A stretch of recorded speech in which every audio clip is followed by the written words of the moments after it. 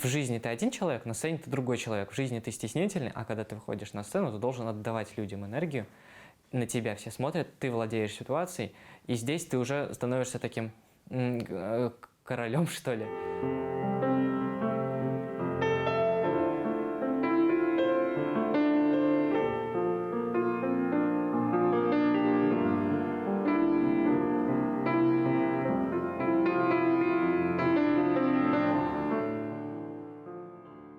Алексей Падалко.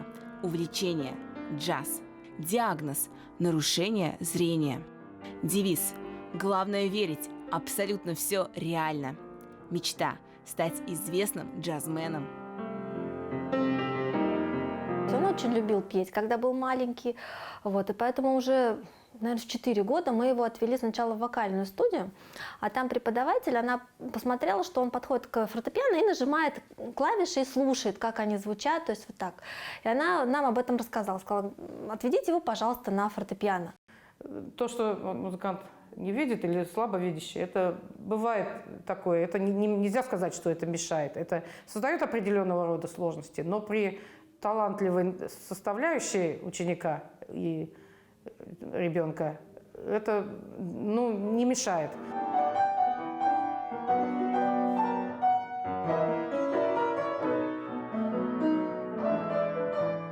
И сейчас мы будем делать коду. На 2 аккорда делаем коду.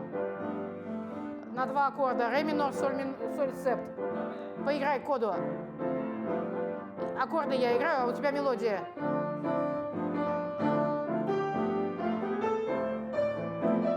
К нам, значит, он уже попал в училище искусств как играющий на каком-то уровне пианист. Он играл и классику с рук. Нужно либо вот по системе Брайля выучивать, либо выучивать с рук.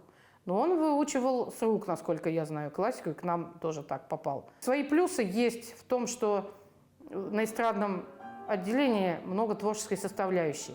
Там еще идет развитие творческих способностей. Естественно, знание нот как базовое имеется, но не нужно играть нота в ноту то, что ты увидел в нотах, а ты делаешь свой вариант. Поэтому столько много пианистов в эстрадной музыке состоялись. Певцов, пианистов. И Леша не исключение.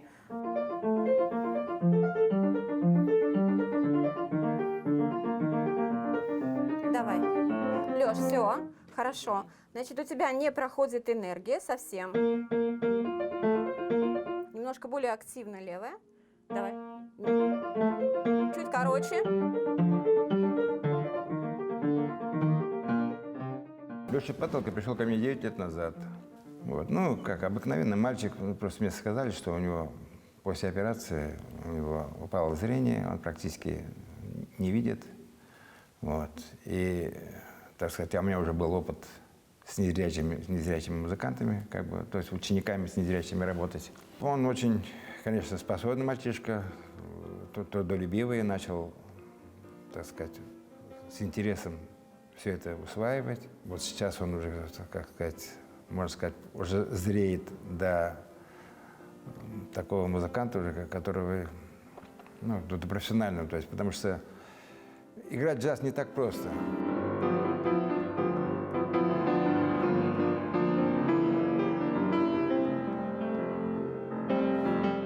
Я пошел в 1 класс, учился, там у меня были друзья, связи какие-то. Потом я заболел, год пролечился в больнице, потом ушел на домашнее обучение. И у меня связь с миром, получается, оборвалась. До 7 лет это был абсолютно здоровый ребенок, очень веселый, активный. То есть вот у нас была музыка, был спорт, он занимался хоккеем, занимался в Салавате Юлаеве. Вот. А в 7 лет у него случилась опухоль головного мозга, в результате чего, как побочный эффект, он потерял зрение. Если бы это произошло в более взрослом возрасте, это для меня было бы таким ударом, серьезным. А тогда ребенок, он особо же не понимает, что с ним произошло, особенно маленький, когда это происходит резко. Я действительно не помню. Случилось, и все. Я стеснялся ужасно вот этого своего состояния. Потом с возрастом это все ушло, и сейчас конкретно в училище абсолютно спокойно и ко мне относятся, и я отношусь к ребятам, меня знает практически все училище. я знаю ну, где-то половину, общаюсь активно. Это здорово, общение, это реально очень крутая штука.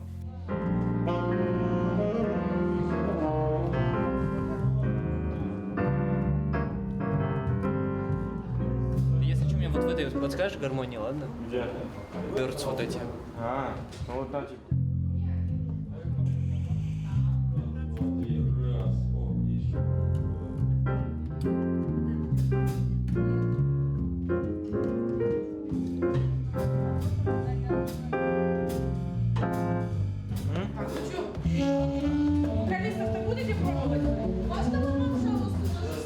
Любая сцена — это волнение, это ответственность, и чем старше, тем хуже получается, потому что ощущая, что действительно ты не должен подвести педагога, ты не должен подвести там родителей и самого себя тоже как бы не, ну не то что не опозорить, но в принципе самому неприятно, если ты ошибся что-то и так далее. Это действительно волнительно, действительно ответственно, отчасти страшно, но у меня конкретно прям страха такого не было, я как-то в себе его подавлял. А сейчас, когда это уже становится моей профессией, в училище уже волнение постепенно сходит на нет. Это как уже получается такая обыденность. И уже чисто получаешь удовольствие. Каждый раз выходишь на сцену и даришь людям музыку.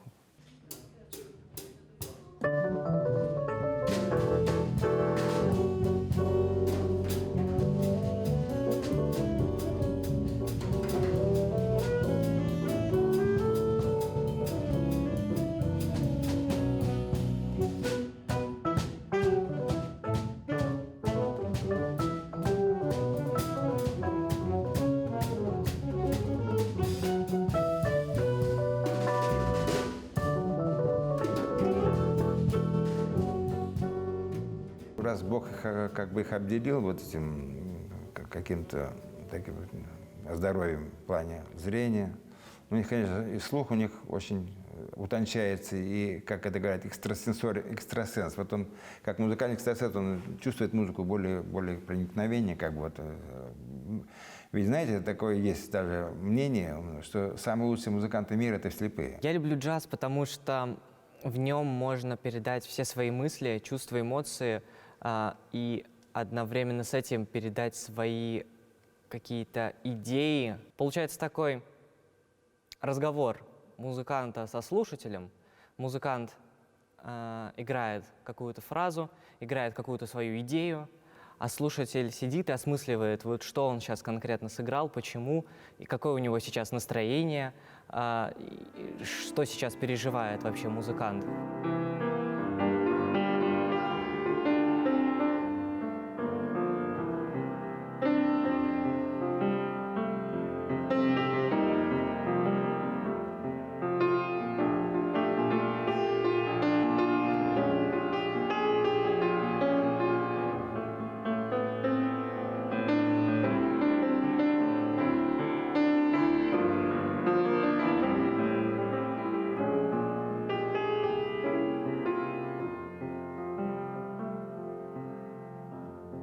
Очень много зависит от родителей. И, конечно же, мы постоянно видим и маму, и папу, которые освещают, приходят все мероприятия, поддерживают, которые очень много помогают нам с подготовкой к конкурсам, к фестивалям, на которых участвует Леша, на всех его мероприятиях. То есть у него хороший инструмент, достойный дома для занятий, для импровизации. И на наших конкурсах это незаменимые люди. И братья и сестры приходят, поддерживают. По-моему, у него они уже тоже учатся музыке. Брат Миша и сестренки. Все, в общем, семья очень музыкальная. Папа Дима, мама Катя. Все умеют и знают, что нужно. С днем рождения тебя! С днем рождения тебя! С днем рождения, наша Ксюша! С днем рождения тебя!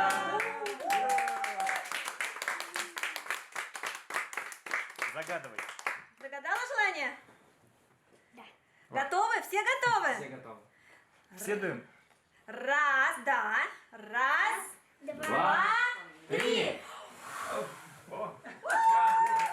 У нас так получается, что родители к музыке отношения особого не имели. У нас мама занималась в детстве тоже в музыкальной школе на скрипке.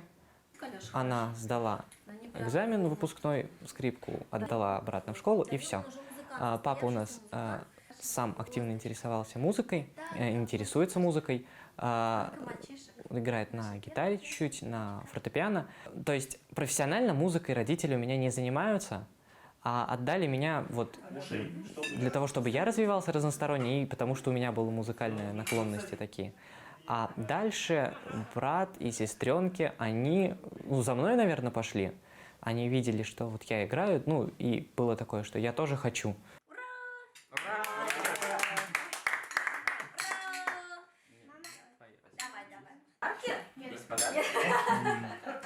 Это на следующий, да? Совет родителям вот таких особенных детей это побольше давать им самостоятельности, верить в них, верить, что они могут. Они могут в жизни делать очень много. Потому что родители зачастую, зная, что у них вот такие особенные дети, их оберегают. Над ними вот прям ходят и стелят им соломку, все за них делают, а так нельзя, потому что в жизни им придется жить самим. То есть они должны быть в быту абсолютно самостоятельны. То есть основная задача родителей — научить ребенка этому. Вот. И уже потом как бы, образование, наверное, все-таки больше второстепенно, хотя тоже очень важная роль, чтобы вот дать ребенку мир окружающий, чтобы у него было чем заниматься, было чем вот, заполнить свой мир. Если вы хотите чего-то в жизни достичь, стать профессионалом в своей сфере или просто стать хорошим человеком, это все зависит только от вас, от вашей силы воли. Наверное, совет в том, что не стесняйтесь мечтать, мечтайте, фантазируйте, ставьте цели перед собой и идите к ним, вот как к путеводной звезде, как к маяку. Мечтайте о многом, о большом, глобальном, и за счет этого ваши любые мечты, они станут реальностью. То есть, что хочу сказать, не стесняйтесь мечтать о невозможном. Это приведет вас к возможному, к реальности.